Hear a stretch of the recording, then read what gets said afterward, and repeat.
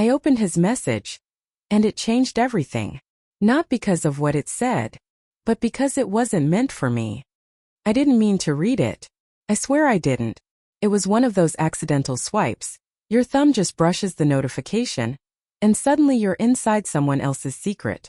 And for a moment I stared at my screen like it had bitten me, because the message wasn't to me, but it was about me. Or someone like me. Could you do that thing again? The way you whispered behind her like you owned her. I can't stop thinking about it. I froze. The room felt smaller.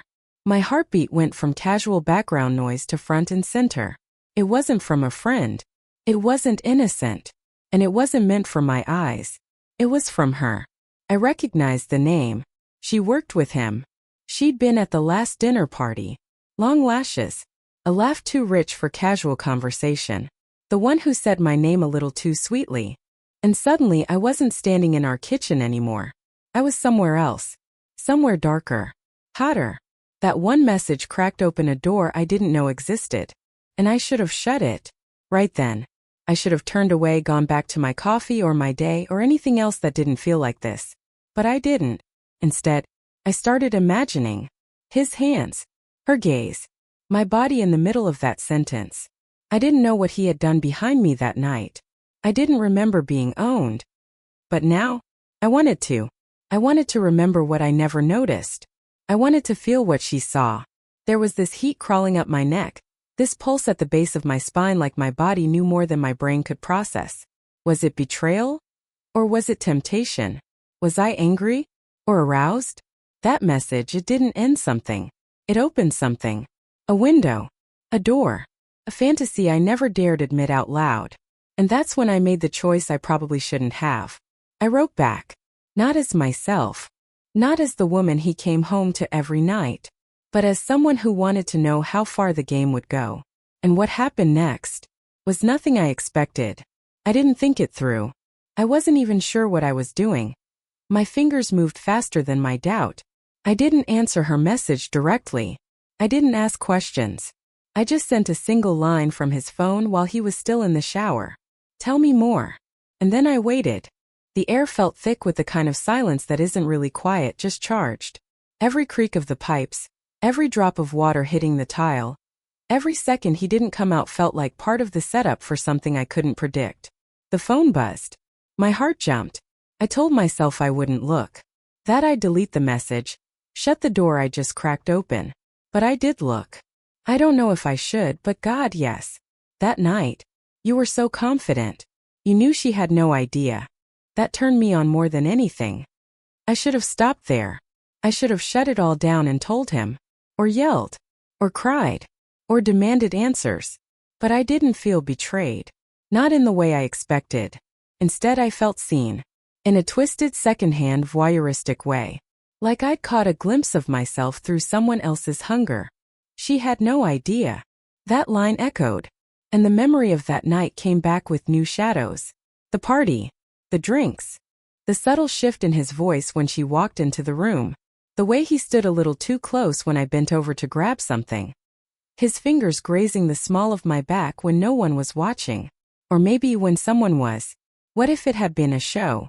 A secret performance for her eyes only? And me, the unsuspecting centerpiece of a fantasy I didn't even know I was starring in. It was wrong. But my skin didn't feel wrong. It felt electric. A part of me wanted to confront him. Another part wanted to dive deeper. And somewhere between those instincts, a new one surfaced. I wanted to play. To see how far they'd go. To see what else she thought she knew. To watch the fantasy unfold. And maybe, just maybe, turn it inside out. So I made a new account. A throwaway. No name. Just a blank profile picture and a message. You like watching, don't you? I sent it to her. And within seconds she responded. The game had started. And I wasn't sure who I was anymore. The woman being watched, the one doing the watching, or the one pulling the strings. But one thing I knew for certain. He had no idea that both of us were watching him now. Only when you're the one being touched. That was her reply. Just 7 words. And yet I felt every single one land like a slow exhale on the back of my neck. She knew. Or at least she thought she did. I stared at the screen, half smiling, half burning. I could see her now, somewhere in her apartment, legs curled under her, rereading our messages, believing she was seducing him, not realizing she was already talking to me. And the part that made my breath catch? I liked that. I liked being her secret temptation, even under false pretenses. I should have felt guilty, but what I felt was something else entirely. Control. Curiosity.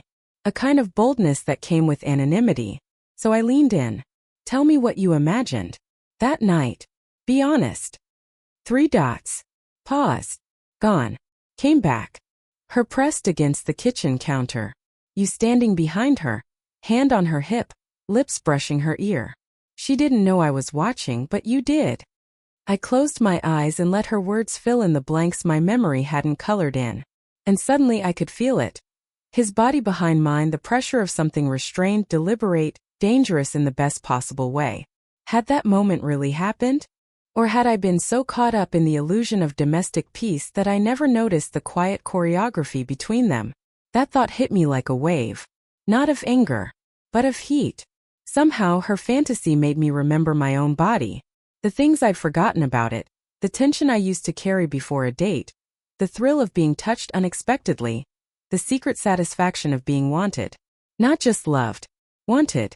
So when he walked out of the shower, towel slung low, steam still rising from his shoulders, I felt that pulse again, that ache. He kissed my cheek, casual, familiar. He had no idea. And maybe that was the part that turned me on the most.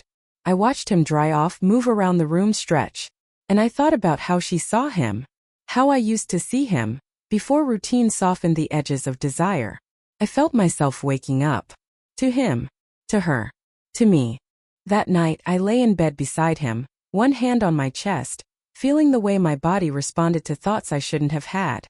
I wasn't thinking about who he had messaged. I was thinking about what it would be like to catch him doing it again. Only this time. I wouldn't pretend I didn't see. I didn't plan it. I just left my phone unlocked on the counter. And then I went into the other room, slow, casual, almost innocent. Almost. He was pouring coffee, bare-chested, hair still damp. And I watched from behind the corner, pretending to scroll while every cell in my body waited. Waited to see if he'd take the bait. He didn't touch it. Not right away. But I saw the glance. The quick flicker of his eyes toward the screen. The unmistakable stillness of someone considering something they know they shouldn't do. The screen lit up. A message. From her. Except it wasn't from her. It was from me. I keep thinking about her. About how close we were. You behind her. Me watching. What if she watched next time? I timed it perfectly. He picked up the phone. Read the message. And didn't move for a full 10 seconds. Then he looked toward the hallway, toward me. But I was already turning away, pulse thundering, skin flushed with the adrenaline of what I'd just done. I'd created the fantasy. And he believed it. Later he came into the bedroom. Didn't say anything. Just slid behind me in bed, one hand resting gently on my waist. But there was something in the weight of his touch. A hesitation. A question. He didn't know I'd seen the messages. He didn't know I was behind the new ones.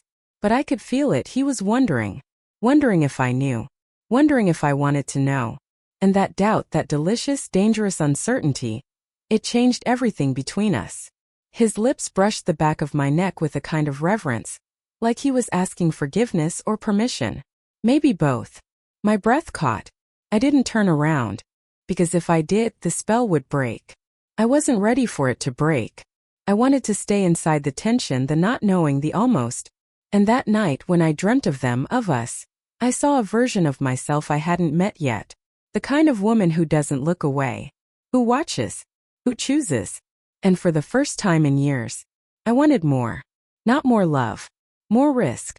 And I knew exactly how to get it. It started as a dare to myself. A wild thought I didn't really intend to follow through on. But I typed the message anyway. What if we stopped pretending? I hesitated before hitting send. Would she know? Would she figure it out? Would she say no?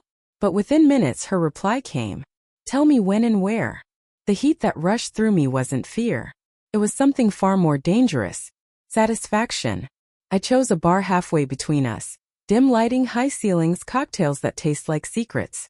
The kind of place where reality softens around the edges and people lean in too close. She arrived before me.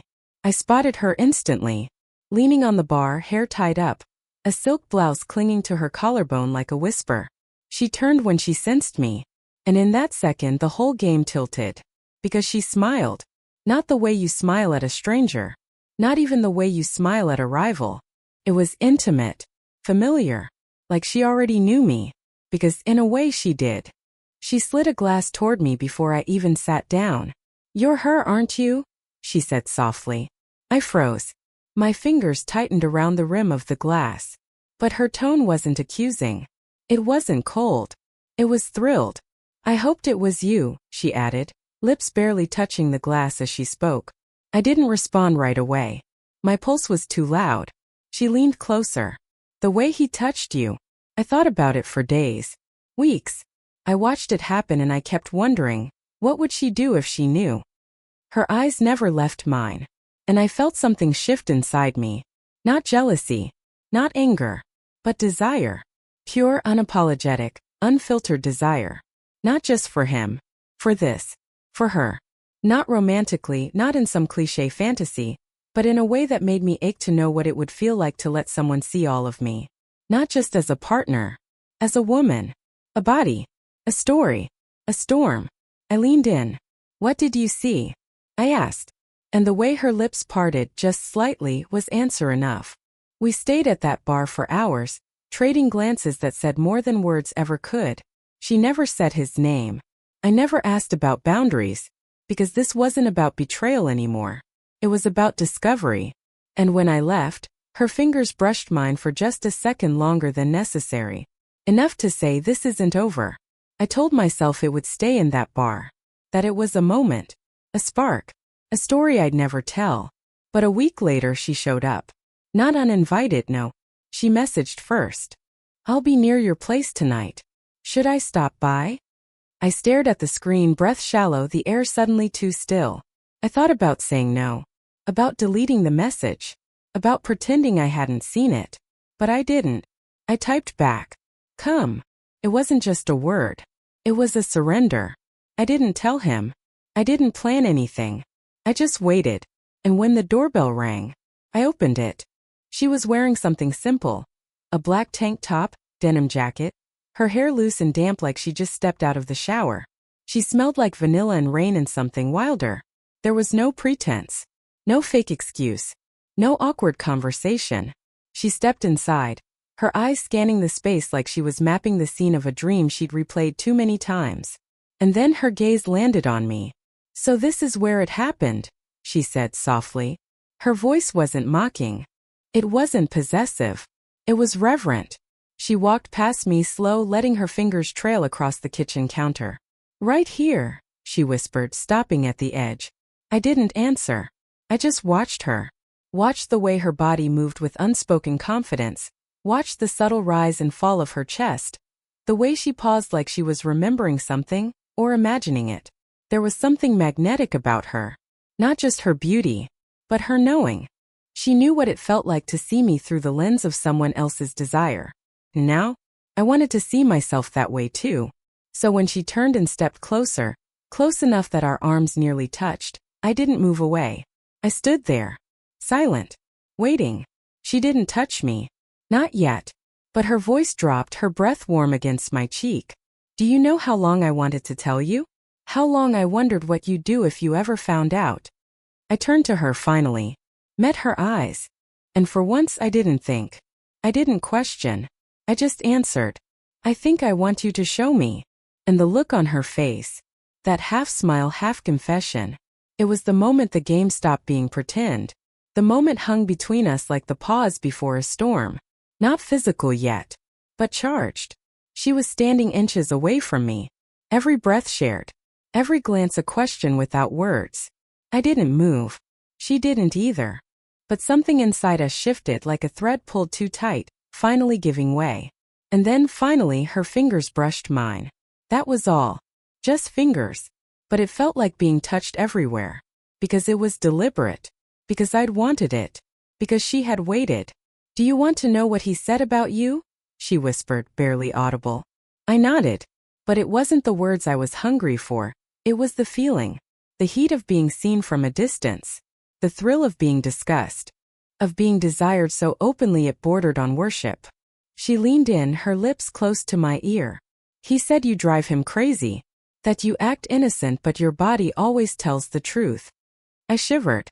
Not from cold. From recognition. Because I had felt that once. Before routine, before years softened the edges. Before I started mistaking comfort for connection. And now here I was burning again. Because someone had reminded me what it felt like to want. But then something happened. She stepped back. Looked at me with something softer, sadder in her eyes. You don't want me, she said. Not really. You just want to feel wanted again. It wasn't cruel. It wasn't even wrong. I stood there, stunned, breath caught in my throat. Because in that moment, she became not a rival. Not a fantasy, but a mirror. She wasn't here to steal anything from me. She was here to wake me up. And she had. We didn't kiss. We didn't fall into bed. That wasn't the story. She turned toward the door, her voice low. Go tell him. Or don't. But either way, stop pretending you're not powerful. And then she left. No drama. No goodbye. Just the scent of something unfinished in the air. I sat down at the counter where it all began. Read the old message one last time. Could you do that thing again? The way you whispered behind her like you owned her. And I smiled. Because I finally realized something. He never owned me. But I had always owned the room. I just forgot how it felt. Until now. So, did I tell him? Let's just say when I touched his hand that night, I looked him in the eye a little differently. And he noticed. Sometimes the best revenge isn't rage. It's reminding them who you are. And in case you're wondering, yes, I messaged her again. But that is another story. If this story made your heart race, your skin tingle, or your mind wander, hit that like button, leave a comment below, and don't forget to subscribe. Because we're just getting started. And next time the secret might be yours.